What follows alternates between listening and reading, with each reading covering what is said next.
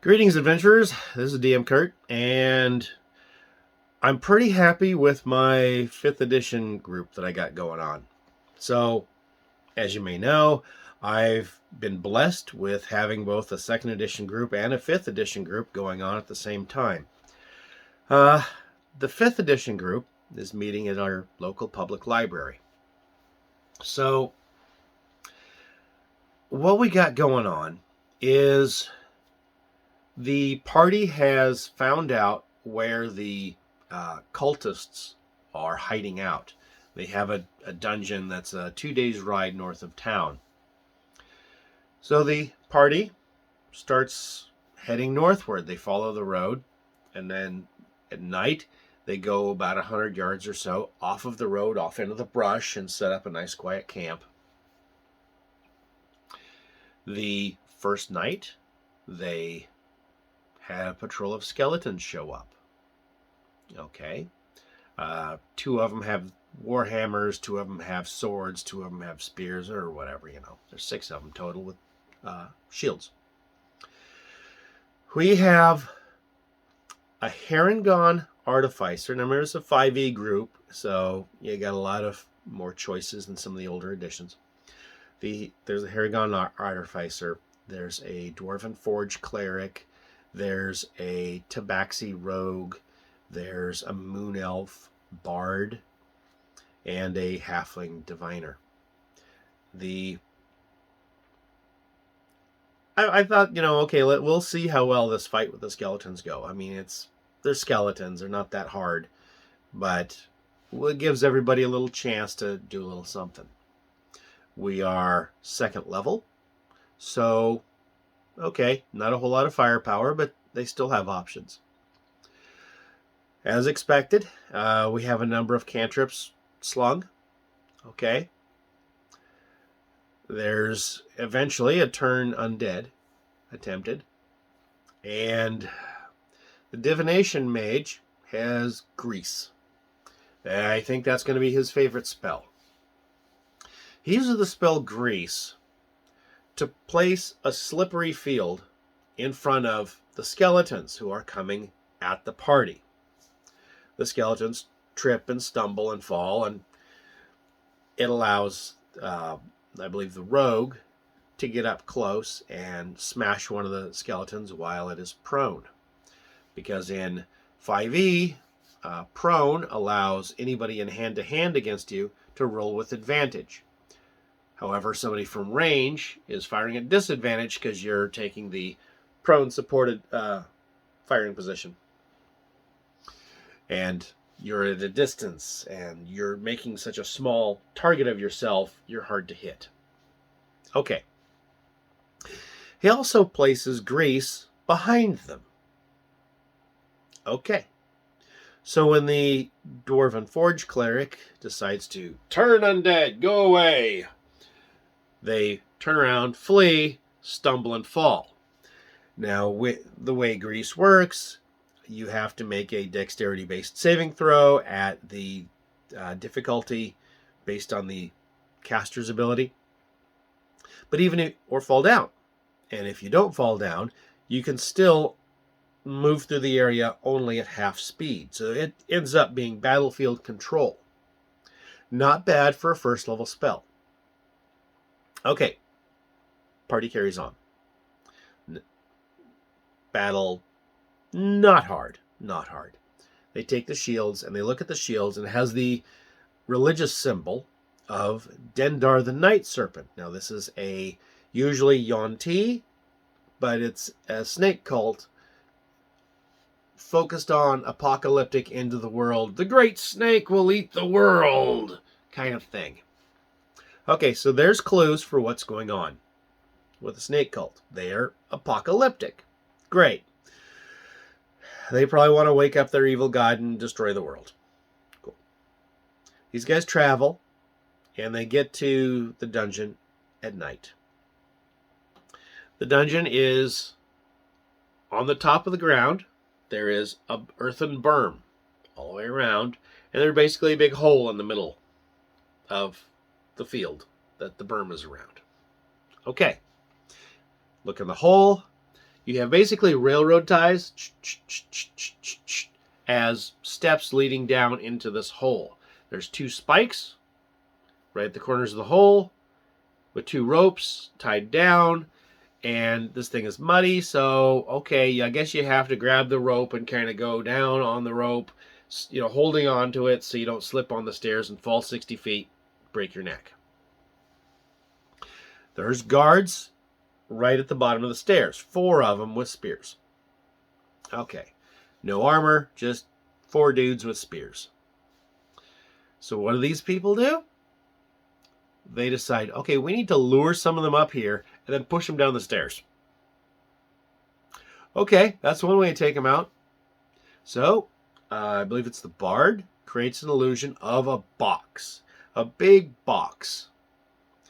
And at this point, the guards down at the bottom, hey, who goes there? We're here with your delivery. Delivery? What? Yeah, fine, bring it down. No, you need to come up here and sign for it. Sign for it? What do you mean sign for it? Okay, I don't know if signing for things is really a thing back in these days. Okay, it's not totally medieval authentic, so because it's a fantasy world, but what's the literacy rate among the peasantry? We're not really sure here, but okay. They refuse. They're like, no, just bring it down here. What? We'll go call somebody and find out. You know, get a manager. What? Okay. The party ends up fighting these people and they end up going down the stairs to do it. So now you're in the entranceway of the first floor of the dungeon. You end up with not 4, but now 8 guards to fight. The party decides, okay, these guys could have been duped. Okay, we don't know if they're true believers or whether they're mind controlled or whether they have just been taken advantage of by con men. So we will attempt to use subduing damage. We'll attempt to just knock them out.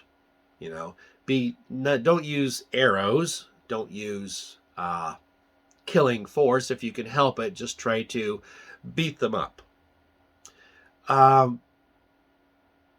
That's great. I like that idea. Now we're dealing with moral choices. Do you just kill everything you see, or do you try to subdue some of the quasi-innocent-ish people? You're not really sure until you can actually find out what's going on. Great. There was a fatality on the guards side. The Dwarven Forge Cleric rolled a critical hit. He totally maxed out his damage against people that only have like 4 hit points. He did a total of, I think, like 18 or something like that against people that had 4. Yeah, I'm sorry. Even if you cut it in half, that is dead. Or severely teetering on the brink of death. And the people that were knocked out, is said subdual damage, and even if you did take them to 0 hit points, I take it that you said subdual, you're going to be attempting first aid as necessary. They tie everybody up. And one of the cultists is somebody from the town, somebody that had gotten free from jail. So we have this jail escapee amongst them. You know, we ended up cutting it short there and saying, okay, this guy Justin is in here. What do you want to say? What do you want to do? Think about it. I'll talk to you next week. Like, okay, oh, wow. And yes, the mage did cast Grease twice. More battlefield control, sealing off an exit, and making the battlefield slippery for the guards. Again, great battlefield control for only a first level spell. We talked about upcasting spells. What spells were we going to allow? The question has come up about whether or not grease is flammable. There's nothing really in the player's handbook saying that grease is flammable. Some people rule it that way, some people don't. My ruling is that greased grease cast with a first level spell slot is not flammable. Upcast, burning off a second level spell slot, I'll allow it to be somewhat flammable. And when the time comes, we're going to look at lighting it with a firebolt cantrip or something. Damage is not going to be great. I'm going to look at Flaming Sphere, and I'm going to look at Web as examples of damage for a second level spell. And that should be about right. The spell Silvery Barbs, we've discussed that. First level spell comes out of Strixhaven. And it seems overpowered. Frankly, overpowered. What the spell Silvery Barbs does is it's cast as a reaction. When an enemy succeeds in a saving throw or succeeds in hitting somebody, you cast Silvery Barbs as a reaction, kind of like how Featherfall is cast as a reaction. It forces the bad guy to re-roll and take the results of the re-roll. So you could turn a hit into a critical hit.